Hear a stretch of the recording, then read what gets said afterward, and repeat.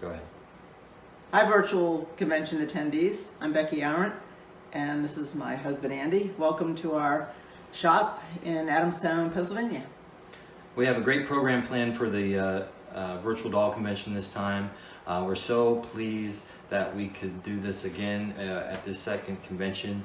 The theme of art dolls was perfect for our program, which is about the German character movement, which was really, in our opinion, the birth of the art doll. So before we talk about the art dolls, let's start about what happens before the German character reform. Come on over here, Becky. I want to show you something.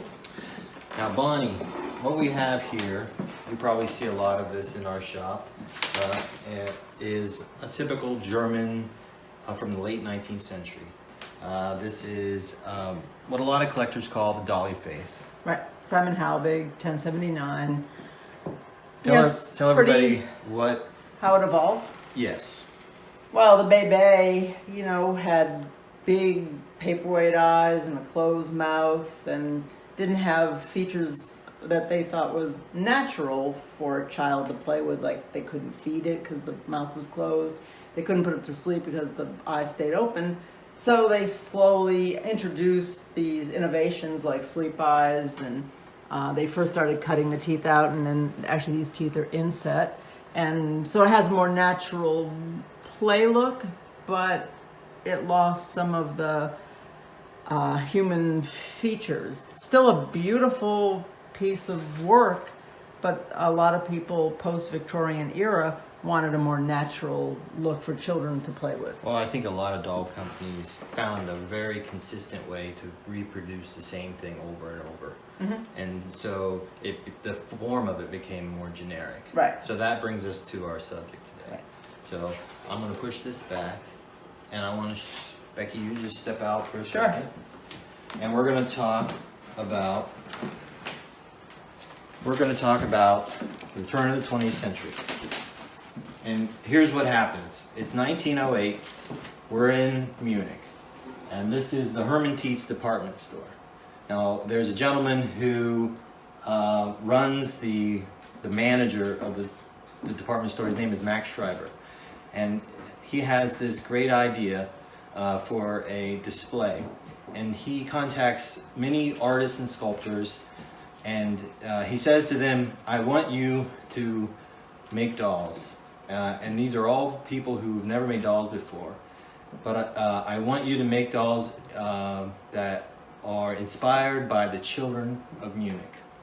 And this exhibition is put together, it's opened, and it's a great success. And the very first person I'd like to talk about, and the most successful person of this exhibit, is this woman. This is Marian Collets, and she's photoed here in her workshop with some of her dolls. She was 43 years old when in 1908, and she was a illustrator and also a portrait painter. And she had never been involved in a doll world before. But once she starts working with the Tietz department store with this display, I think she finds her wings and really finds something that she's good at. And she starts designing these dolls with the help of other people. And in the same year in 1908, I'll show you this slide, there is a great fair at the Munich fairgrounds celebrating the 700 years of Munich. So Max Schreiber, again, asks her to display her dolls. A lot of the dolls are in German folklore, folk costumes. They're celebrating Germany. They're also celebrating still the children of Munich. And you can see here, this is the original exhibition. There was a lot of, these dolls are very artistic. And so this fair is very successful, and so many people come to see it celebrating 700 years of Munich. And it gets the attention of the large doll manufacturers, and it really starts what we call the art reform movement. So before we move to show you some of the dolls, I'll show you some up on screen here. These are typical Munich art dolls. These are all original ones with original costumes. You can see they're dressed as children, at play. They're not dressed fancy with lace and frills. They're dressed as a child would be in his regular day. And you can see by the expressions and the modeling of the faces, each one has individual character. Each one is special.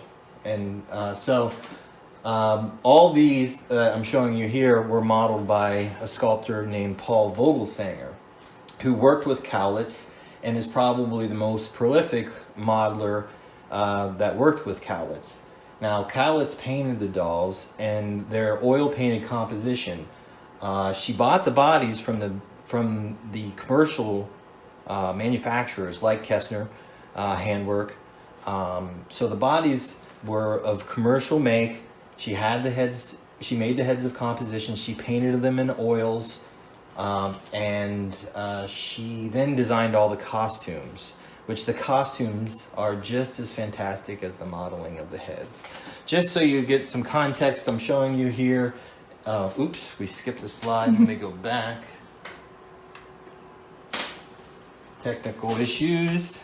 See, I knew I'd screw up, Bonnie. This is the Dry Goods Economist of 1909. This was an American trade magazine, and they even covered this exhibit. And you can see this is actually covering the 1909 exhibit when they moved it from Munich to Berlin at the Tietz department store. And you can see some of the same dolls that we saw in the fair photos are still in these photos. And this was how the press was covering it, the trade press. And it's even interesting. They're saying in this text about how this is a new reform of the doll from it being generic to being more artful. So we're almost done with slides here for a minute.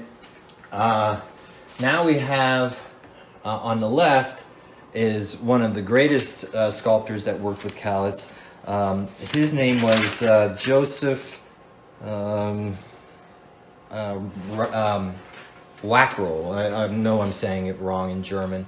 Vackrell or Wackrell, and some of the very rarest models that were made of hers are Wackrell molds.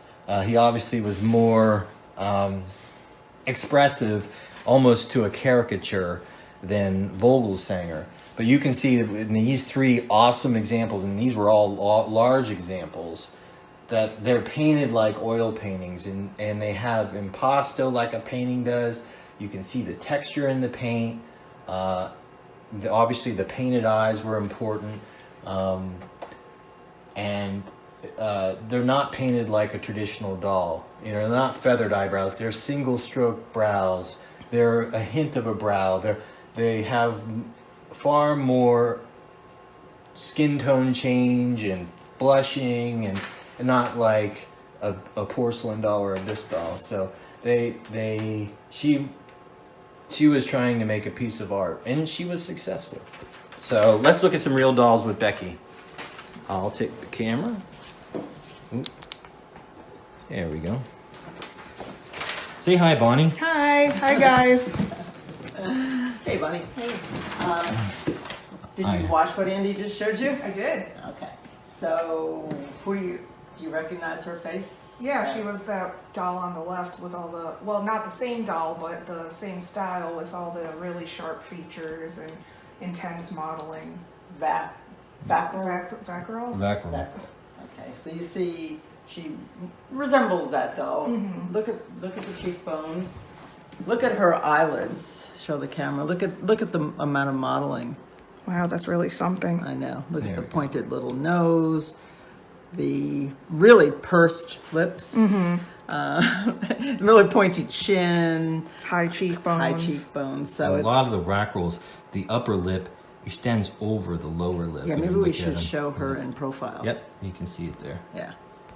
And I would say, maybe 10% of the dolls are Wackrells. Yeah, well, here it is. They're hard to come by, so. they're probably the most desirable, although all Munich arts are desirable because they're rare. I'm just going to point out our personal favorite. Well, I love them all, but this doll, we purchased this probably 13, 14 years ago from Richard Wright. He had purchased it directly from the estate of Anne Wyeth McCoy. She was the sister of Andrew Wyeth, famous American painter. Her father, N.C. Wyeth, purchased this doll for her in period. I mean, he bought it new from the toy store, and the family kept the doll all those years. And she ultimately became an artist herself, a musician, and a doll collector. So she kept this doll and, hundreds of others, and Richard was fortunate enough to purchase many of her dolls in her collection. We have a painting, because she does have a good provenance, but sometimes provenance anecdotally isn't as important as picture. So there's a painting that Andrew Wyeth actually did of this doll. This is his sister. This is the owner of this doll, and I don't know if Andy can. It's the doll in profile here. There it goes. This shows the doll in profile, and then Too bad they put it in the fold. Yeah, who and designed then I this? know, and then there's the doll herself. Oop. Yep, that's the same One's doll. Yeah, so it's pretty good provenance. And Yeah. it's, what you want when you have a doll that has historically significant past. We also, if you look on the virtual doll convention website, you'll see that we included on there a picture of this doll painted by Anne Wyeth McCoy herself, and we do own that picture. So we don't own the Anne Wyeth picture. I'd like to though. Yeah, I think we'd have to sell everything we owned and then some. Oh, absolutely. So now we go into different. I actually want to talk a little bit why I even collect Munich arts. My mother was a huge collector of Munich art Okay. dolls, and she passed away probably 10 years ago. And I did inherit a couple of hers. Now, this was one of her absolute favorites. This she bought. This came, I guess, you worked at Skinner's up in Boston, Andy. You know how they really got dolls fresh from original estates, and this doll came into the auction gallery, and my mother wanted it, so. Show them. Yeah, look, Yes, you can I really want to see show you this- why, because she didn't the have one. detail of the painted hair. Yeah, she didn't have one with painted hair. You can see And plus the he's thickness cute. of it. It's incredible. Well, his condition is amazing. He's as cute as can be. He has a slightly different mouth because it's actually open, closed, almost like a Dolly Face, but of course they don't open the mouth, but it does have little molded teeth. He has full I mean, I cheeks. wonder who sold. I don't even know who sold these in these countries. There's just so few of them. I know that it was marketed in maybe some major cities, but they're just. Well, I would say it's a FAO mystery. Schwarz maybe, and Wanamaker's, because anecdotally in that Wyeth book, it talks about them going into Philadelphia to buy toys. So In Wilmington, I believe. in Wilmington, so it would be a high-end toy store. I think this was kind of a luxury doll for the period, wouldn't you Well, it think? had to be. There's so many details to Right, the. because the clothes are almost all of them are different. I don't know that there's a standard outfit in standard colors. Blue, gold, purple, Yeah. mittens. I mean, this is sort of a felted wool. This is sort of a silky, but it has velvet. Oh, sorry. This one is wool with a sort of a silk linen type cape. So the fabrics are expensive. The hand painting is expensive. And they also bought their bodies from high-end German doll makers. This one's on a Kessner body. This is more of a Cameron Reinhardt style body with the chubbier hands, the more pink paint. So, but this one's Kessner. And they would use the same mold for a painted hair and a wig doll. You can see that they would just, paint it on the same head. Yes. Okay. They would. Just if it was easier. I mean, obviously, to make a boy, just paint on hair. Yeah. And did you point out that how much wool is in those clothes? I mean, a lot of Yes. them are very. Well, that's what I was showing. That this was. Well, this is like a polished cotton. This is like a felted wool. This is a more rough scale Right. wool. This is sort of a.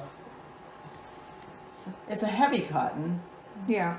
and then this is wool. Mm-hmm. But this doll is interesting, and the only one we have like it. I think I saw one pictured in one of the German doll books. I think they have one in the museum in Sonnenberg. It's a shoulder head. Oh wow! Look at that. Yeah. What kind of body is it on? It's on a cloth body with composition arms. Wow. So it has full composition arms. That's really unusual. Yeah, it is unusual. And it's the same Same. Volsinger style mold, but instead of having a socket head, it's on a shoulder head. It makes a nice, it has a nice proportion, nice Mhm. look. And you can see that they didn't take away any of the modeling. You see all the dolls, really they feature, under eye bags. I mean, they actually show a natural look around the eye. They're not glorifying this smooth face. Show the Dolly Face for a minute. Do you see the difference, Bonnie?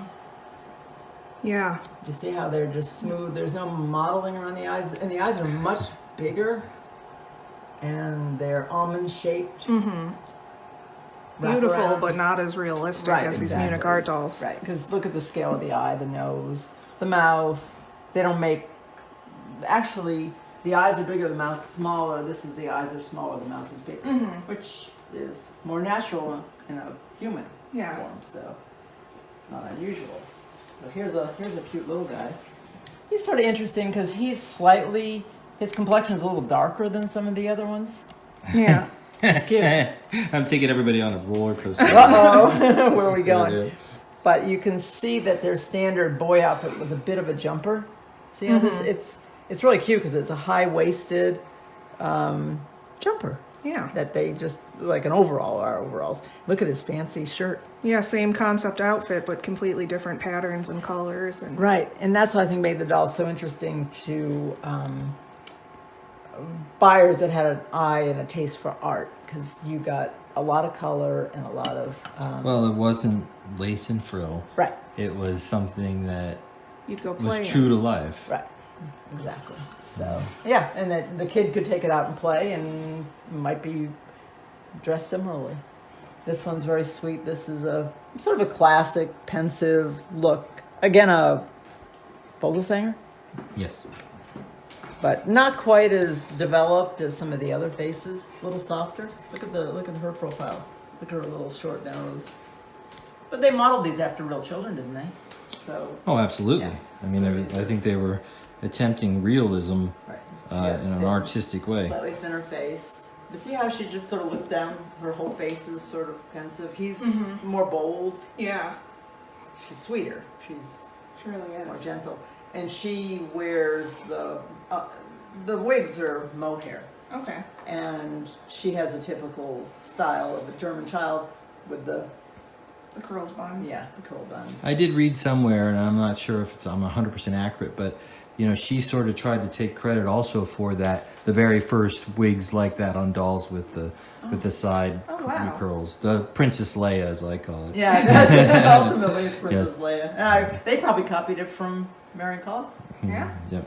Well, I think Marian Collets, we'll see as we move forward, that's the theme of what happens to her is she had so many great ideas that it created a whole new genre of doll. And so that creates competition Yes. and copying and all that. Yep. So that makes And it ultimately crushed her own business, I think. There's an anecdote in like Kathy Cruz's book saying she refers to Marian Collets as poor Marian Collets. Poor old Marian Collets, Yeah, yes. she didn't end up successful or I know that she was still in operation into the teens, but it really fizzles out quickly after After the that. war? Yeah. so. I guess that would be a reason why these dolls are rare then. Well, and I think she was the type of, just like all artists, they want control.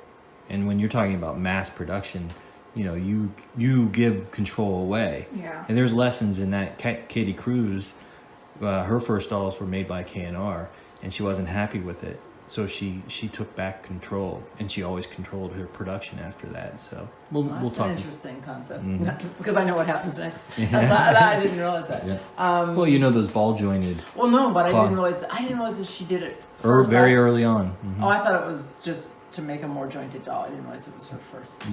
No, I believe I've read that correctly. I'm sure I'll be corrected in the comments if I'm wrong, which I'm okay with that. Okay, and then I'll get a score 1 for Becky. This one is sweet too because he has an open closed mouth. I showed you with Yeah, teeth. with the teeth. She's slightly more smiling, so you can see the different molds that they came up with. She's got a broader smile, broader cheeks. You see how her face, almost a more joyful expression. Yeah.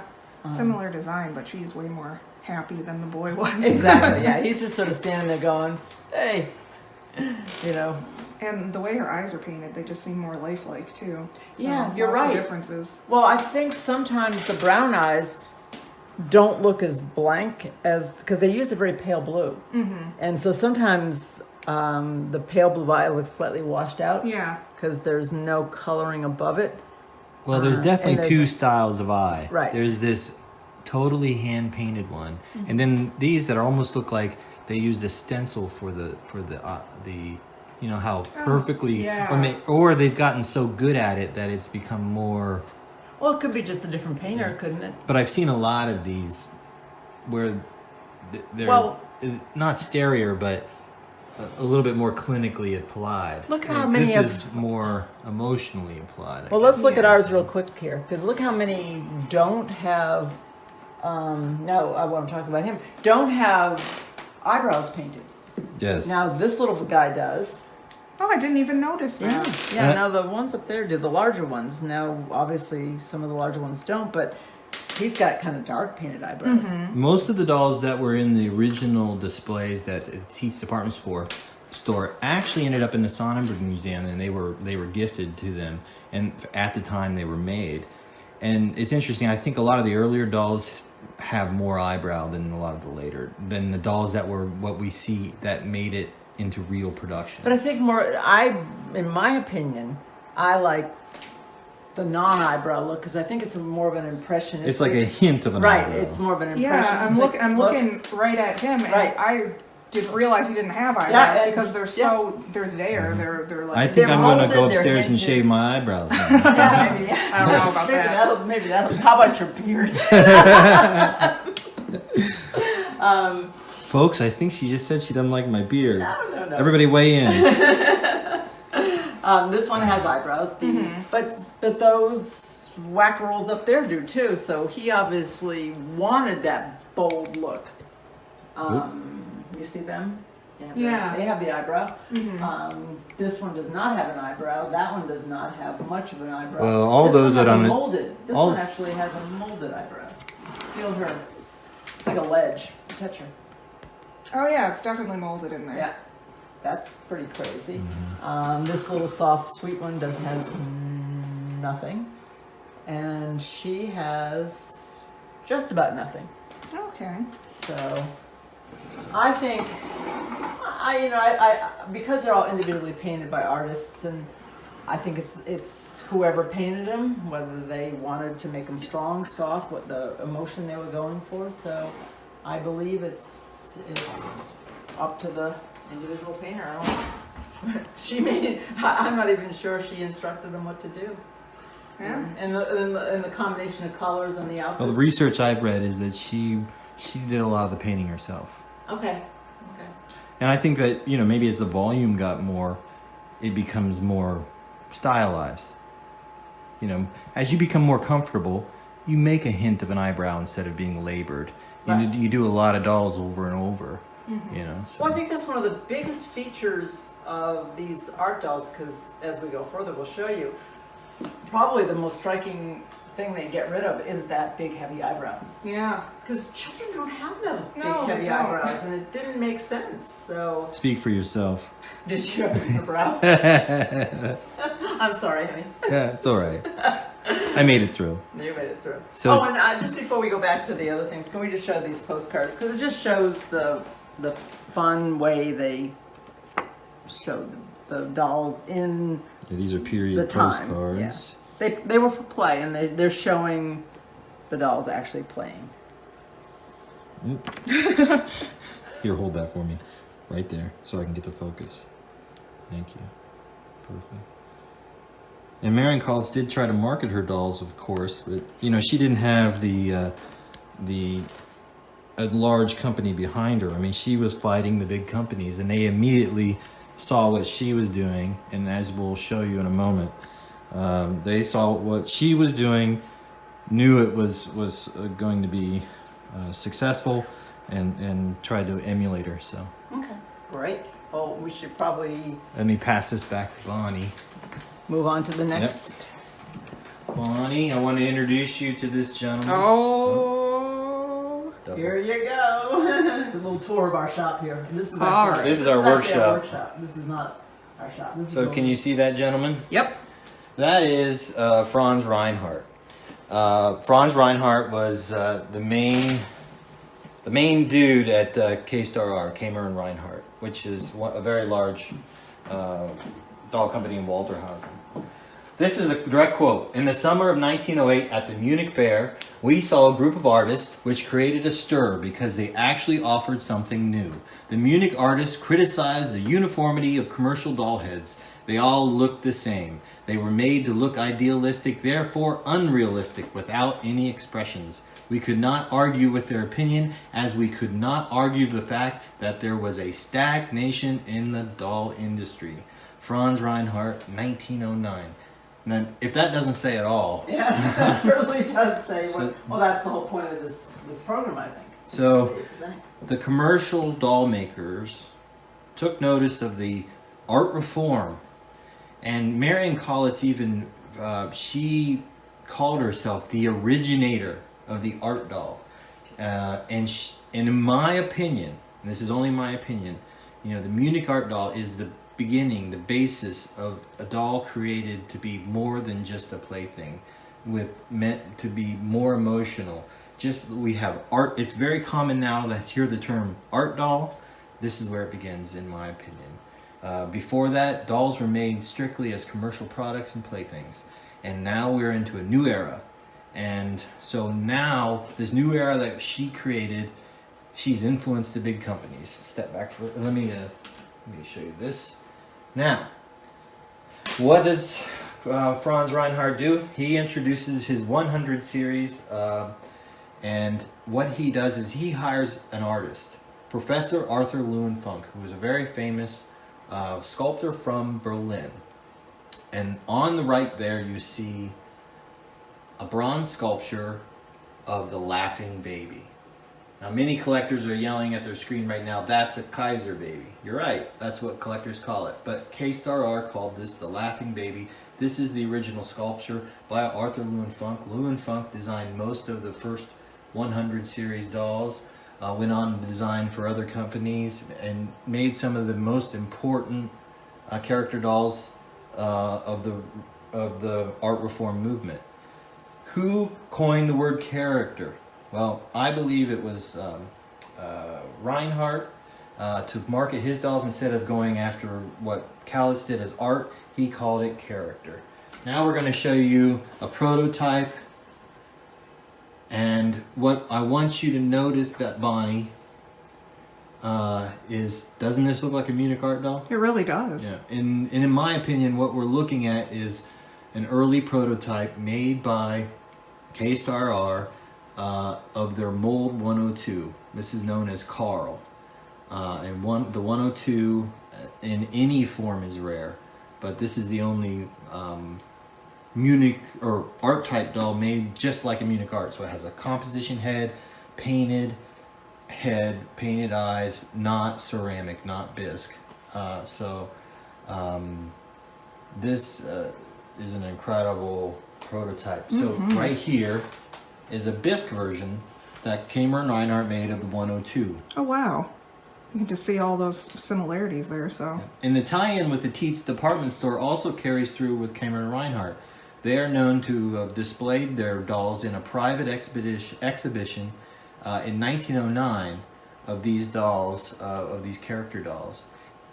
Just 1 year following Collets.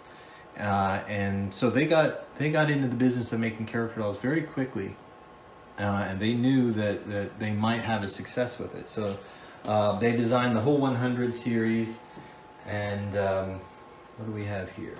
Wow, look at her. What am I looking at? 103. So this is a rare 103. We're going to go through some of the rare ones first, and then we'll go back and look at some real dolls. In this, and you can see how much they're far more artistic than Dolly Faces. This is looking to the side. Just an amazing mold. This is and the dolls I'm showing you now are so rare. Obviously, we don't have any to show you because they're very difficult to find. This is a pair of 104s. Wow, look at them. They're fabulous. Look at all those, the expressionful faces. See how far away we are from the Dolly Face? Yeah, really. and the amount of creases and gaps, and they took the art of making a ceramic doll as far as they could, in this character form. Yeah, and look at their mouths. They're so like long and. And a lot of the dolls that Lowe designed, he was inspired by people he knew or people that were part of the Reinhardt family. So They look like real people. yeah, they are. Now we're going to show you two other rare ones. This is a 105 on the left. Yeah, got it. And there's a 106. These also extremely rare, very few on the market, very hard to find. To me, they're inspirational. I mean, they keep you looking and trying to find great things. They're so beautiful, and they remind me so much of what a lot of the artists make now. Well, every time I walk into an antique mall, I always hope there's one there. You never know when all of a sudden you're going to run into a 106, right, Eddie? Exactly, I dream it. Yeah. Every time we pull into a parking lot, I think, this is going to be one. And some of the dolls that we've shown you are six figures. So. Wow. Yep. That's what we think so. Yeah. We're hoping you find one, Bonnie. Yep. I'm sure Ian is too. Art doll is right. Expensive like art. Remember I showed you that exactly. 102 Carl with the molded hair? This is the 107 on the left. That is Carl, but with a wig. Okay. So they just basically took the same modeling and made a wig. Carl's all so easily recognizable with that big, juicy mouth. And Definitely. it's amazing mouth. And the one on the right is the rarest of all. That is a 108. I love her. Yep. Wow. Of the series found, it's the only one with pierced ears. This is the only example, to my knowledge, that's known. It was came up in an auction. It actually has brought, I several think, the times. world record price for Almost 400,000. Wow. Yeah. But it's an incredible doll. And most of the dolls that we showed you are in that 21, 22, 23 inch size. There's so few of them, it's almost like they were made for these exhibitions and showing off. But there's not multiple sizes like you see in some of the other 100 series where they're play dolls and made to be commercialized. So they were really special rare dolls. So Becky's going to show you a few. I'm going to take the camera. Do you have a picture of the... Hello. Hi. Hi. Do I have a picture of what, Becky? Oh, I wanted to talk about the Simon Helbig, and I thought you had a picture. Yeah, we can do. Why don't you do the one? So what Becky's referring to, and I'll start it here, is Lowe then went from K-Star R. I thought we were going to do the K-Star R's down there, but he went from K-Star R and did the 150 series for Simon and Helbig, Professor Lowe. Back here is the first one, mold 150, and which is amazing. It's a little bit like Carl, and he's a big, fancy. He's a 24-inch. We used him for promotional pictures for this program on the Virtual Doll Convention website, so you may recognize him. Mm-hmm. Now, do you want to talk about what's in front there? Before I do the 152 and 153? Okay. Just like we showed you the prototype of the 102, we believe that they also made the prototype of this doll because they're slightly different when you see them in person from a Munich Art Doll, even though they're painted the same. They're a little paler, and they're just a little lighter paint. He's all original, and he's dressed in a fancier costume, so they were going for a different look. You know, he's in a much fancier costume too. This is an original wool costume with a brocade vest. So these dolls are made by Simon Halbig and probably for a upscale market. Okay. So then they also had a Simon Halbig in the part of the series, a Simon Halbig 153, known to collectors as Little Duke. And Little Duke was essentially that face, just like the 102 and the 107 are the same face, but one has molded hair and one has a wig. And so this is the Little Duke face. And I think Andy had a picture of Little Well, I'll Duke. show you the Little Duke, but the first one I have to show you. So we showed you 150. This was the 151, Right. which is you do find this doll more often than the ones in the series. That's the most common. Yep, and it has sort of that slightly open closed mouth showing some teeth.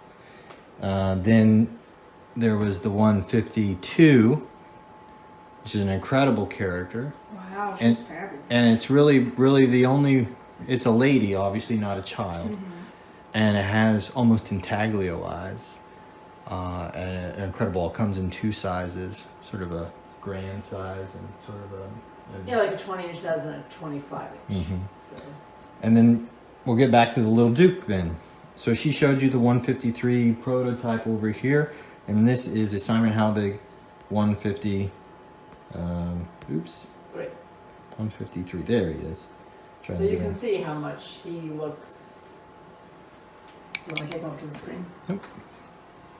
Same thin face, the molded forelock of hair, blonde, very turned up thin nose, full lips. In my So- opinion, this is still a mystery whether it's a Munich Art or whether it is a prototype. I Right. think, you might be right, but it's Well, so- just like the 102, it's not known for sure that 102 is a prototype of the 102. It's just, It seems like his hairstyle is exactly the same as the painted hair Munich Right. Art. Oh, you're because it's definitely right. molded. It's like the Right. exact same hairstyle. exactly. And you saw this, you observed the same thing when you saw the 102 prototype and the 102 discs. So Yeah. let's go back to we're going to go back to the K-Stars and fill in the number series. Show her what really started it Well, all. this is what started the whole series. This is the Kaiser baby, the laughing baby. And he is... Remember that bronze that we showed you? Yeah. Now he got the name Kaiser because I don't know, I guess he looked like I think collectors Kaiser's- just gave him that name. Yeah. Can you hold him straight? Oh, I Thank was you. just trying to show his modeling. But this was introduced in 1909, and they had not invented the five-piece baby body yet. So the very early examples of this doll came on a K-Star R jointed child body. That looks Right. kind of silly. It's a baby head and a child body. I know, but that's to our collector. I suppose at the time they probably sold this doll. I'm sure he had a gown on. like Oh, a so baby. it would have looked more Yeah. normal. It would have looked more normal probably in a wicker basket. And he was sold in Paris at the Onin Bleu. I don't know if Andy can catch that Well, label, but We should let Bonnie run cameras, not Andy. There it is. Perfect. Thank you. okay. And then this was probably not met with a huge amount of success because it did look awkward. So they. I think Well, that no. the 100 series is... No, I meant- The 100 was very popular. I'm relating The body. Oh, okay. Yes. I'm saying that they soon introduced this five-piece baby Stop body. moving. I Here, can't Bonnie, follow you hold it. Cute. He is really Yeah. cute. Now this is a rare version of Kaiser. This is glass-eyed with a wig. So it would have made a little bit more sense if he was on a standing-up body because he was a little bit more like a toddler. He didn't have that bald head. So, but that's what they invented. So Now- soon everybody's started copying the 5-piece body because it made perfect sense to put baby heads on. And that's Not Mold easy 100, bugs. and it's probably the most successful character doll that K-Star made. Oh yeah, these are prolific.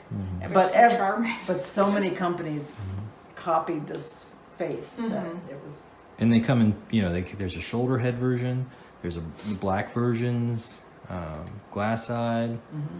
There's even flocked hair, I believe. Mm-hmm. So there's a little bit of everything. Now the next number is the K-Star 101. Now they were marketed as Peter and Marie, and here they are, Same face. same face. Now typically, Peter has a wig. This is a 101X, so this one has flocked hair. Touch its hair. That's so much different than the regular other wigs. That's interesting. I know and he has a bald head that they just sprayed this like hair-like material on. That's So- so cool. I know. I need some of that. Hey, you want some of that hair-like material? We'll find you some, honey. But it's that same little hairstyle Yeah. that we've seen Well- over and over. And the 101 is probably the most successful character doll that really still conforms to the art movement. Mm-hmm. Don't you think, Becky? Oh, absolutely. And I think it was a huge commercial success. And it's interesting that you can find a lot of 101s, but you can't find a 102. And, are very difficult. And it's hard to find a 103, 104, 105, 106, 107, 108. But this one, maybe this was the easiest to produce and paint, and the expression is appropriate for a child. There's anecdotal information that some of those other ones actually scared children. I don't know if that's accurate or not, but they were looking for a softer look. So, Well, they definitely achieved it there. yes. And the 101 also was available in a black model, which she's absolutely adorable in Yeah. The size is really adorable too. I know. Oh, there's a clear shot. But their bisque was high quality. Now their dolls were made by Simon and Halbig. Porcelain That's factory. by Simon and Halbig Porcelain Factory. So it makes it confusing because that's a Simon Halbig and this is a K-Star, but Simon Halbig made all of them. So Okay. but K-Star marketed these and had these sculpted for them. This is another 101 example. She really portrays how closely they were copying Munich Yeah. art. There was a Munich Art we saw earlier that had almost the exact same outfit on. I think we could walk back to her and show her next to her, and you can see Yeah. that they achieved their goal in copying them. For sure. And K-Star did the same thing as Collets. She dressed her dolls not in, lace and frills, but to be like real children. Yes, look at that. But see, you've almost got the same fabric as like his jumper. You feel that felty? Yeah, it's wool. that felt. Yeah. And then there's the same striped apron. But, they're copied from real clothing from the period. So Right. we might think, wow, these are creative. But no, this is what the kids were wearing. So, That's great. So many colors and patterns. I know.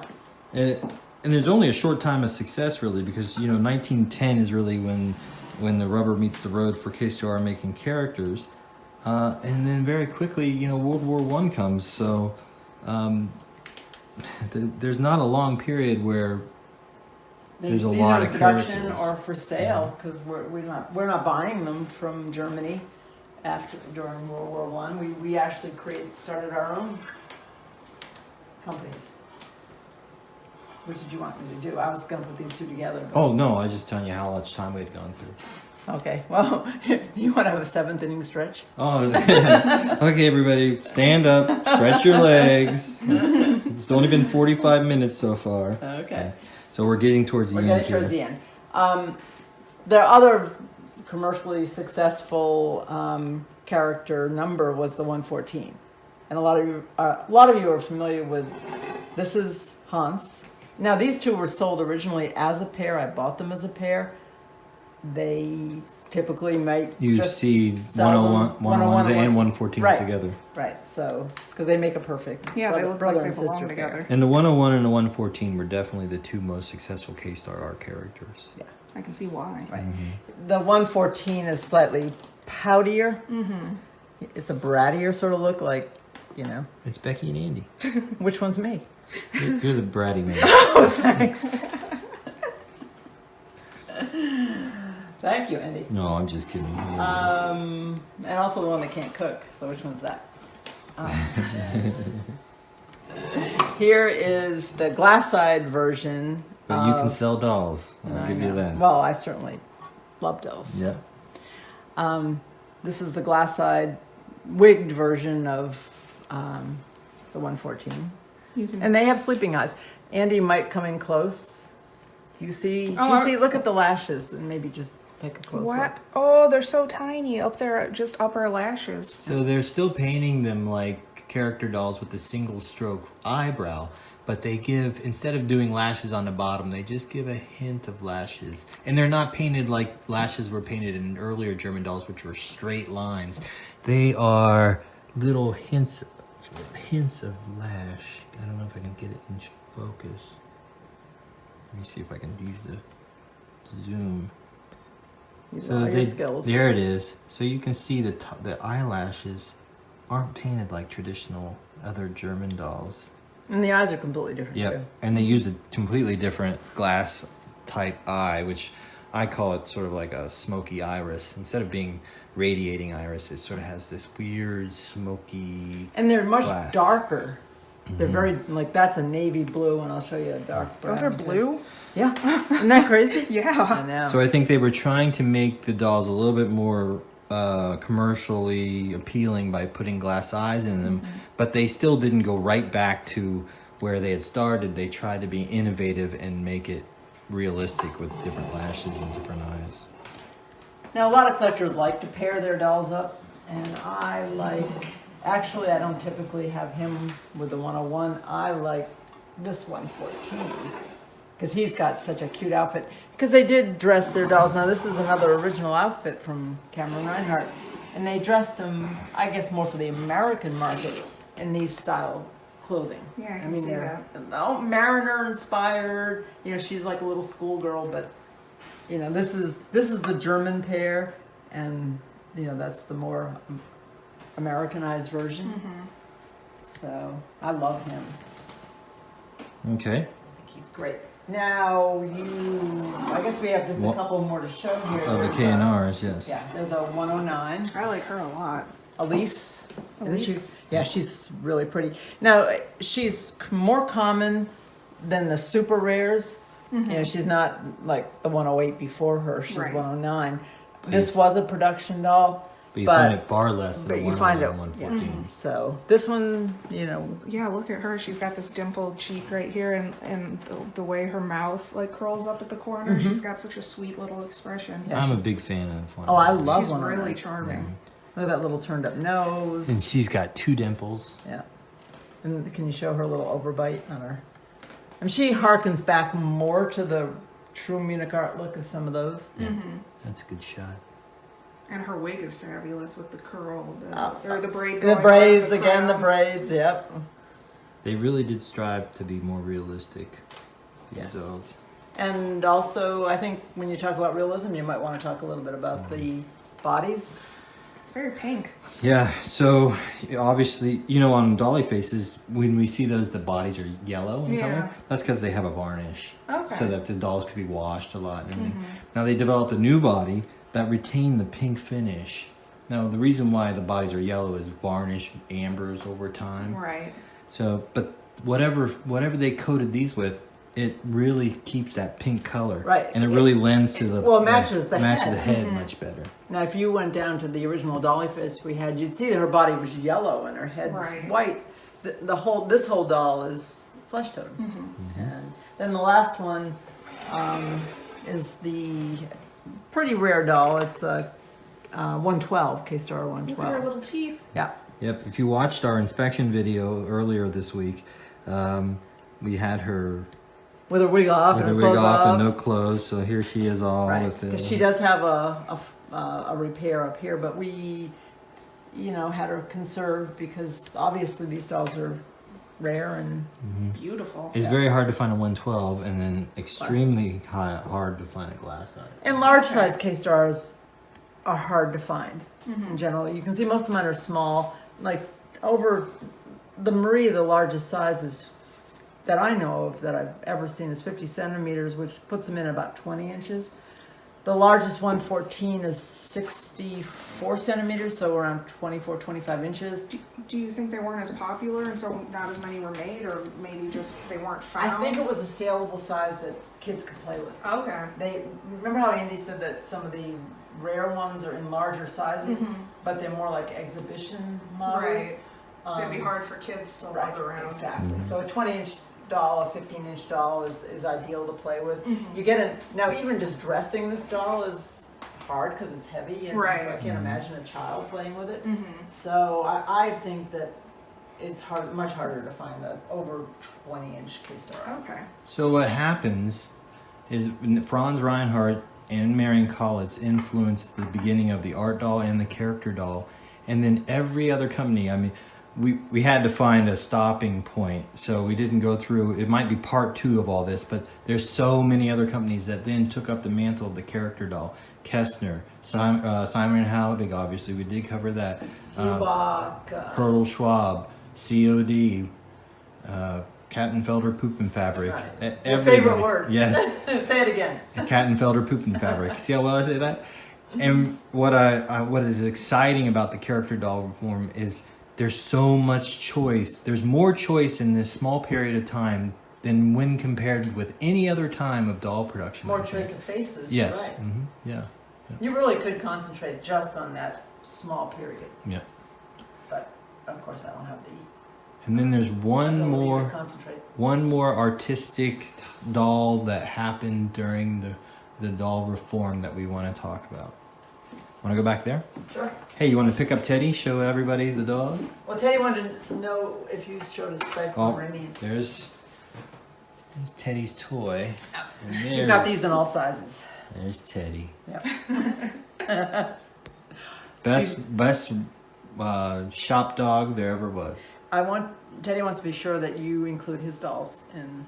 Oh, we will after we do that. That's great. Okay. So pick up that little head there, and what you're looking at is we call it the Il Fiammingo head, and Fiammingo is an Italian name for a sculptor whose name was Francois. We always mess this up. Disconnet. Disconnet, yeah, that's correct. And he was a classical sculptor, and there was a lot of, in that time period of 1909 and 1908, there was a lot of interest in reviving classical sculpture, and this influenced, this sculpture of his, now this is a bisque version, but the original bronze, inspired Katie Cruz. So go ahead and show them. So that's what she. So this is another link to art that we wanted to show in the character movement. These are all doll one. And these are all doll one.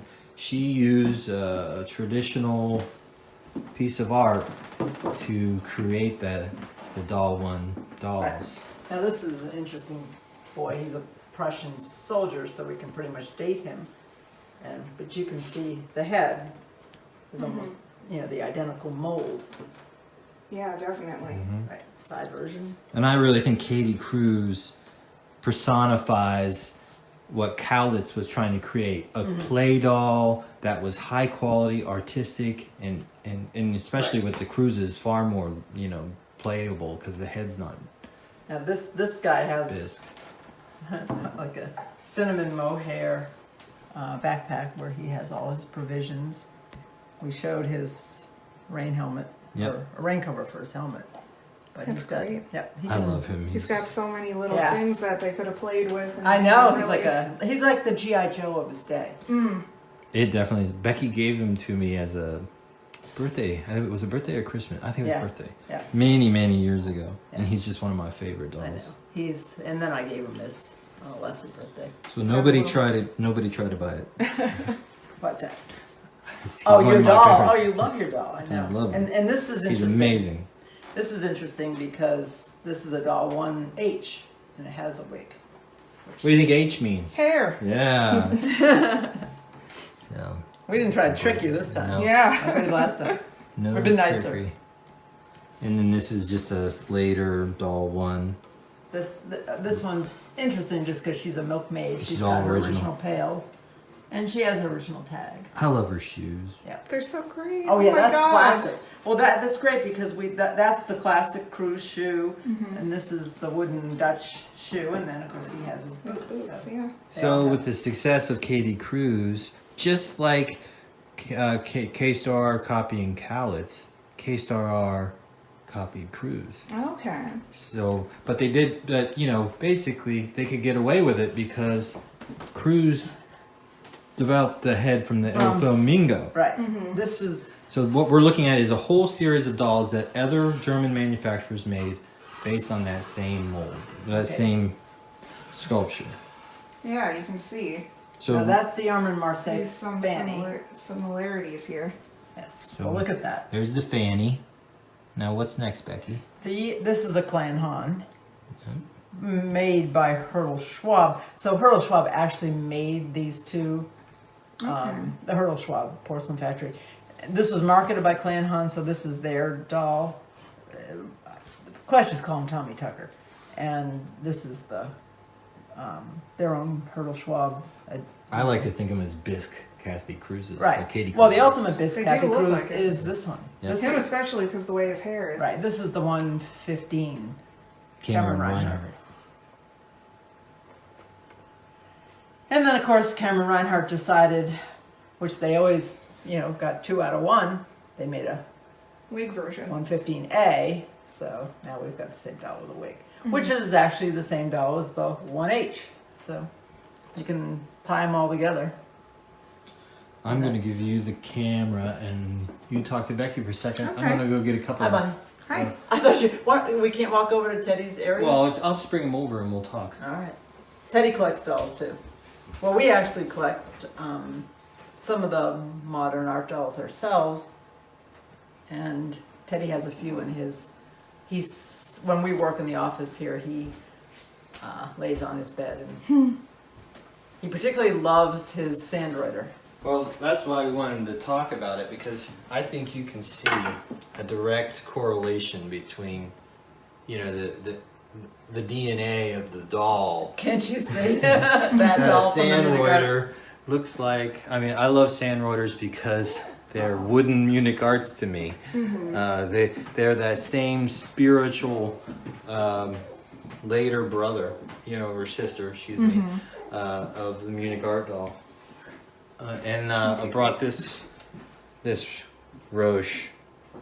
I had the same feeling. These art dolls. If there wasn't for Marian Collets and the other members of the Munich Art Doll movement, we would not have these types of dolls now. So when we first heard about the program being about, or the convention being about art dolls, that's what inspired me was my love for Munich Art Dolls and my love for character dolls, and then I think that they do really inspire more art themes than other dolls. So with that, I think we've run out of dolls and we've run out of time. If you have any questions, put them in the comments. We'll try to answer them about this type of doll. There's a lot of great reference books about the character reform movement. I hope you've gained a better understanding of that. So thank you very much. Say goodbye, Bonnie. Bye. I'm glad we did this program. There's a lot of information here, a lot of dolls I've learned about today, and I personally think this was wonderful. Oh, here's Becky. Becky, I just had to go get Teddy. Do you want to say bye? Bye, everyone. Bye. come here, honey.